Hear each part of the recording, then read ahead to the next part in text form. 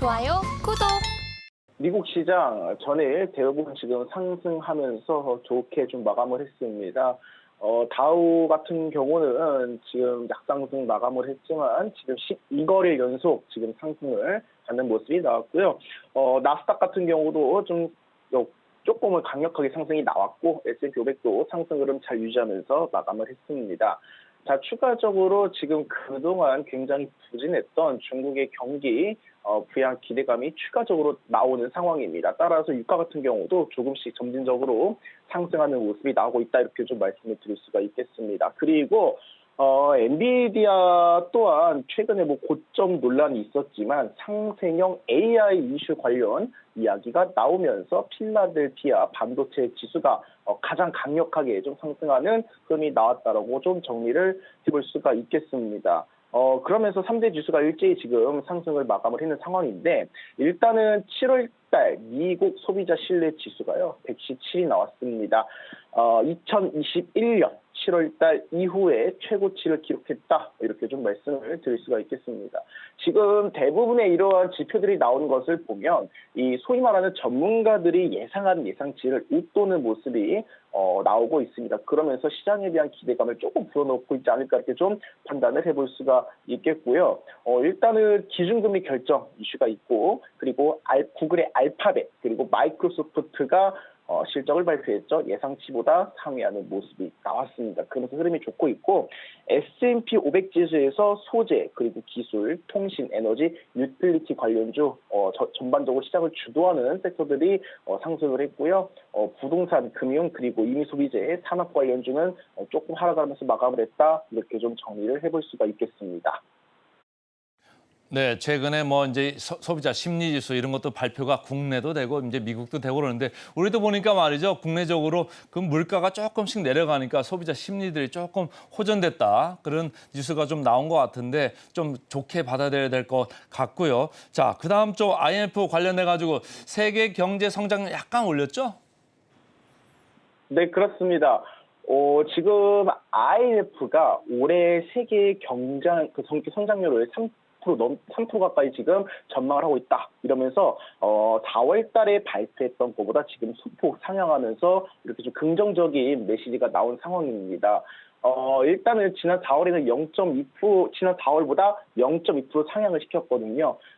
지금 25일, 현지 시간 25일에 IMF가 조금 긍정적인 내용을 담은 세계 경제 전망이죠. WEO를 발표를 했습니다.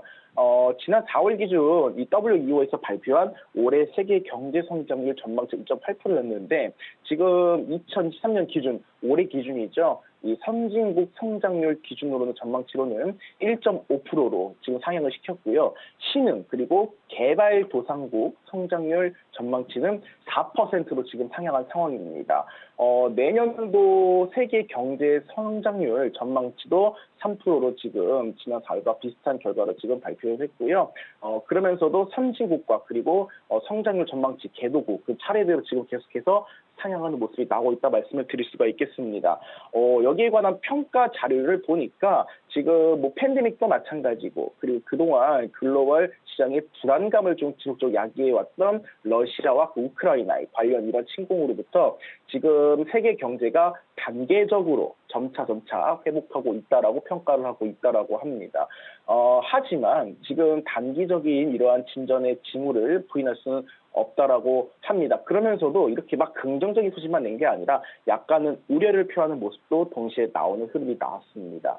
지금 코로나19 보건 위기는 공식적으로 종결이 된 것으로 보이지만 공급망 혼선은 팬데믹 이전 수준으로 돌아갔다. 자, 이렇게 발표를 했고요. 자, 그러면서 1분기 경제 활동은 환경적 도전, 지금 계속해서 엘니뇨라든가 전 세계적으로 기후가 상당히 좀 불안하지 않습니까? 이러한 환경적 도전에도 불구하고 이러한 경기가 단계적으로 회복하는 모습은 그래도 탄력적이다, 이렇게 좀 입증을 했다라고 이야기가 나왔습니다. 자, 그러면서 아직까지는 좋아진 게 아니라고 또 평가를 했어요. 여전히 지금 우리가 가기 위해서는 많은 도전이 남아있고, 그리고 지금 축배를 들기도 이르다라고 합니다.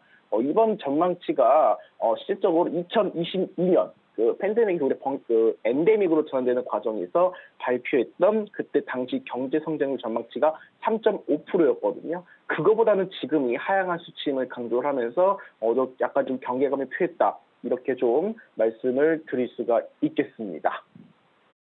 자, 한쪽에서는 이제 이렇게 성장률 전망치를 올리고 있는데 관련해 가지고 이제 유가 같은 것도 말이죠. 최근에 점진적으로 이렇게 올라가고 있어요. 그래서 어제 그 더드림 SNC의 정혜상 전문가한테 제가 여쭤봤잖아요. 물어봤잖아요. 그래서 야, 이게 이렇게 유가가 올라가는데 항공주가 좋을 것 같습니까? 안 좋을 것 같습니까? 그랬더니 항공주 이제 엔데믹 가면서 실적 좋아질 것 같아서 자기 좋아한다 이렇게 얘기를 했었는데 어제 보니까 이제 항공주들 조금은 밀렸어요. 근데 유가 관련돼서 중국 좀 움직이고 인도 좀 움직이고 이렇게 세계 성장 전망이 올라가면은 계속 최근의 강세 현상 이어질까요? 어떻습니까? 뭐 단순하게 지금 시장에서 저도 이제 많은 방송들을 보고 이런 모니터를 거치다 보니까 단순히 유가랑 항공 관련해가지고 연계된 이야기를 주로 여행 수요로 좀 많이 풀더라고요. 그런데 여행 수요로 단기적으로 이렇게 우리가 실적을 바라보는 상공주를 바라보기보다는 제 생각으로 이렇게 좀 말씀을 드려보고 싶습니다. 여행 수요뿐만 아니라 지금 계속해서 이 원자재라든가 이러한 뭐 지금 시장을 이끌어가고 있는 그 2차 전지라든가 이 관련주들을 봤을 때 핵심 광물들이 많이 필요로 합니다. 자, 그렇다면 핵심 광물이다가 원자재 같은 경우는 기본적으로 지금 우리가 추세를 봤을 때 특정 국가에서 특정 물질을 점유를 좀 크게 가지고 있는 경우가 대부분입니다. 뭐 어떻게 보면 특정 국가에서는 해당 그 광물을 수입하기 위해서 특정 국가에 의존할 수밖에 없는 상황이고, 자, 그렇다면 해상 운송이라든가 특수 물질을 운반할 수 있는 이러한 관련 이런 업종들이 상승할 가능성이 높다라고 보고 있거든요. 그래서 항공 수요가 장기적으로 봤을 때는 그러니까 여행 수요는 당연히 올라갈 수밖에 없다라고 판단이 되지만 지금 뭐 실적을 기대하고 있는 위트든지 뭐 핵심 뭐 관련 물질이라든가 이런 특수 물질들을 운반하는 과정에서 항공이 또 여기 포함될 수 있다라고 판단을 하고 있습니다. 이 부분 주목하시면 될 것 같고요. 그리고 또 하나, 그동안 우리 시장뿐만 아니라 전 세계 시장을 주도할 수 있었던 거는 시장에서 미국을 중심으로 전기차 관련주들이 강력한 상승이 나왔기 때문에 이러한 좀 긍정적 효과가 있었지 않을까 생각을 하고 있습니다. 자, 그런데 잊지 말아야 할 점은 말씀 주셨던 것처럼 인도라든가 중국, 사실상 지금 인구가 많고 자원이 풍부한 국가들이 앞으로 시장을 주도할 가능성이 높다라는 건데 지금까지 뭐 우리가 1분기, 2분기를 거쳐오면서 미국을 중심으로 지금 굉장히 시장이 집중이 되었다 한다면 중국도 빼놓지 말아야 할 중요한 시장이라고 지금 판단을 하고 있어요. 사실은 미중 무역 갈등으로 인해서 전 세계가 지금 각각 소위 말하는 라인 좀 흩어지고 있는 상황이죠. 일단은 모두가 중요하게 생각한 전기차 관련 대장주 테슬라 같은 경우도 실질적으로 미중 무역 갈등에서 자국을 우선시하는 게 아니라 우회적으로 중국과의 접촉도 하면서 다방면으로 전략을 펼치고 있습니다. 왜냐? 그만큼 중국에서 가지고 있는 파급력과 먹거리가 많다라고 판단이 되기 때문에 그 움직임을 볼 수 있겠고요. 자, 그렇다면 중국 경기 부양 소식이 나오고 있는데 그동안 침체되지 않았습니까? 자, 중국의 경기 부양 기대 소식이 지금 나오면서 유가가 3개월 내 최고치를 달성을 했어요. 자, 그 부분 같은 경우는 지금 시진핑 국가 주석 주재로 지금 중앙정치국 회의가 열렸었죠. 부동산 시장의 수급 관계에서 지금 중대한 변화가 나타난 새로운 상황에 새로운 부동산 정책을 적시에 조정하고 추적해야 한다고 발표를 했습니다. 그동안 중국 경기를 발목 잡았던 게 부동산 기업들이었어요. 뭐 헝다라든가 뭐 관련 그것들을 보시면 부동산 관련해서 지금 계속해서 디폴트 현상이 나타나고 있고 중국 경기의 부동산 기업들의 부채가 매우 높기 때문에 중국 경제가 좀 올라가기 어렵다고 판단했는데 이 부분을 좀 과감하게 돌파할 가능성이 있다라는 이런 부분으로 이야기를 했고요. 자, 그러면서 세계 최대 원유 소비국이 중국입니다. 자, 그렇다면 중국이 경기가 부양이 되었을 때 원유 수요가 늘어날 수밖에 없다는 점을 연결되면서 지금 국제유가가 올라가고 있다는 점 참고를 하시면 될 것 같습니다. 자, 이 부분 참고하셨으면 좋겠고, 자, 말씀 주셨던 것처럼 자, 항공주뿐만 아니라 앞으로는 특수 운송 그리고 특수 물질들을 운반할 수 있는 이런 관련들에서 항공 수요가 올라갈 가능성이 높기 때문에 자, 중국의 경기 부양도 참고를 하시면서 이 부분 투자분께서 참고를 하셨으면 좋겠다 이렇게 좀 말씀을 드리겠습니다. 최근 유가 흐름 말씀하시면서 이제 전기차 그쪽으로 좀 넘어가셨었는데 어제 보니까 뭐 테슬라 주가도 조금 내렸습니다만 GM 주가 말이죠. 실적이 잘 나왔음에도 불구하고 주가 좀 밀렸습니다. 어찌된 일입니까? 그냥 지금 그 보니까 지금 실적은 잘 나왔는데 제네럴 모터스에서 그냥 뭐 그렇게 큰 이슈도 아니었습니다. 지금 전기차 부분에서 이런 관련 그 지연이 좀 있었다고 합니다. 사업적인 부분에서 이러한 공급적인 부분에서 지연이 있었기 때문에 단순하게 그냥 실망 매물로 추천했다고 판단해 볼 수가 있겠고요. 자, 그렇다고 해서 뭐 그렇게 뭐 큰 폭을 하락하고는 아니라고 판단이 됩니다. 뭐 시장에서 한번 뭐 아직까지도 제네럴 모터스 같은 경우는 전고점 부근 27달러까지는 한참 멀었고 이제 단계적으로 지금 기술적으로도 박스권 형성을 하고 있다라고 좀 말씀을 드릴 수가 있겠고 자, 그렇게 우려할 만한 이슈는 아니다. 아직까지 전기차 테마 시장이 살아있다라고 좀 평가를 해보고 싶습니다. 실적이 잘 나왔음에도 불구하고 주가가 빠졌는데 스포티파이인가요? 실적 부진해가 주가 많이 밀렸네요. 음악 기업이에요. 뭐 세계 최대 음원 플랫폼이라 좀 보시면 될 것 같은데, 자, 스포티파이가 주가가 좀 크게 빠진 것 같습니다. 한번 확인해 보도록 하겠습니다. 자, 스포티파이 지금 종가 기준으로 14%가량 하락하면서 마감을 했습니다.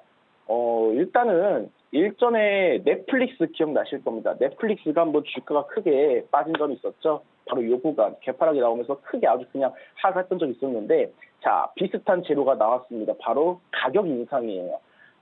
지금 시장에서 지금 예상보다 실적도 부진을 했는데, 지금 어떻습니까? 2분기 시장 예상치인 32억 1천만 달러보다도 적은 유로 수익을 올렸음에도 불구하고, 지금 프리미엄 구독 서비스 가격을 10년 만에 인상한다라고 합니다.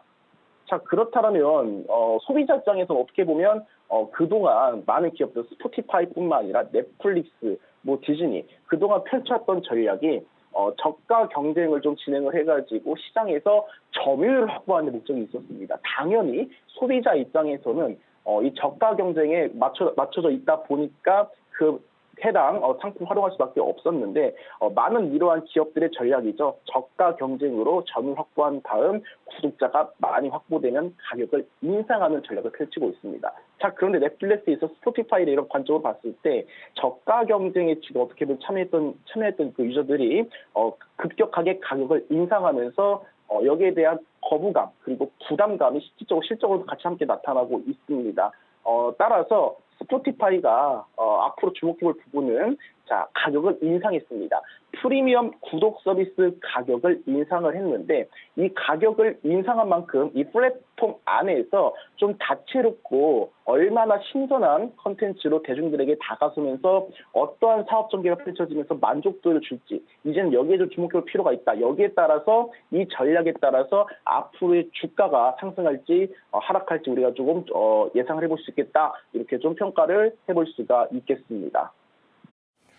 주가가 급락한 스포티파이까지 좀 알아봤고요. 자, 이제 비트코인 쪽으로 좀 넘어가 보죠. 3만 불 넘어가나 했더니 지금 2만 9천 초반대에서 계속 이렇게 횡보를 하고 있습니다. 관련해서 좀 짧게 좀 들어볼까요? 일단은 지금 비트코인이 하락을 한 건 맞습니다. 그런데 비트코인이 하락하면서 주목해야 될 게 자, 이더리움 계열, 지금 알트코인 계열, 도지코인이 강력하게 상승하는 모습들이 나오고 있어요. 자, 지금 비트코인 너무 비싸고 가격적으로 부담이 있다 보니까 어떻습니까?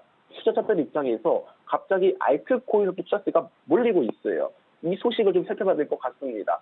민코인이라고 하죠. 뭐 많은 분들께서 아시는 뭐 도지코인이라든가 뭐 페페코인, 이런 코인들이 지금 이 한 달 사이에 163억 달러에 육박했다라고 합니다. 즉 소위 말하는 끼가 있고 변동성이 많은 코인의 한방 투자 심리가 지금 다시 한번 불거지고 있다라고 지금 평가를 볼 수가 있겠습니다. 자, 이 부분 투자자분들께서 조금은 유의해 볼 필요가 있다. 이렇게 좀 말씀을 드릴 수가 있겠고요. 또 추가적으로 비트코인이 강력하게 상승이 나오기 힘든 부분, 지금 비트코인 투자 상품에서요, 1,300만 달러가 지금 한 달 사이에 유출되었다라고 합니다. 자, 그러면서 차익실현 물량이 나왔던 거겠죠. 바닥권에서 그동안 이 비트코인 그 도미넌스가 지금 역대 최대라고 말씀을 드렸었고, 이전에 안 나갔다고 말씀드렸는데, 일단 1차적으로 차익실현 물량이 나오고 있다라고 합니다. 자, 그러면서 비트코인 투자 상품에서 1,300만 달러가 유출됐는데, 자, 이 돈이 어디로 갔느냐? 자, 이더리움 상품에 지금 매수세가 유입되고 있다라고 합니다. 자, 비트코인 같은 경우는 상대적으로 이더리움이 현재 가격이 시세가 저렴하기 때문에 이 부분 우리가 살펴볼 필요가 있겠고요. 자, 그러면서 지금 비트코인보다는 알트코인 장세가 강력한 모습이 나오고 있는데, 자, 한 번 더 말씀을 드리지만 이전에 경험했던 것처럼 자, 민코인, 뭐 알트코인 이런 걸 노리시기보다는 다시 한번 조정 구간, 차익 구간 확인을 하시면서 시장에서 신뢰가 있는 코인을 오히려 우리가 투자 입장에서 노리시는 게 어떨까, 이 정도로 의견을 드리도록 하겠습니다.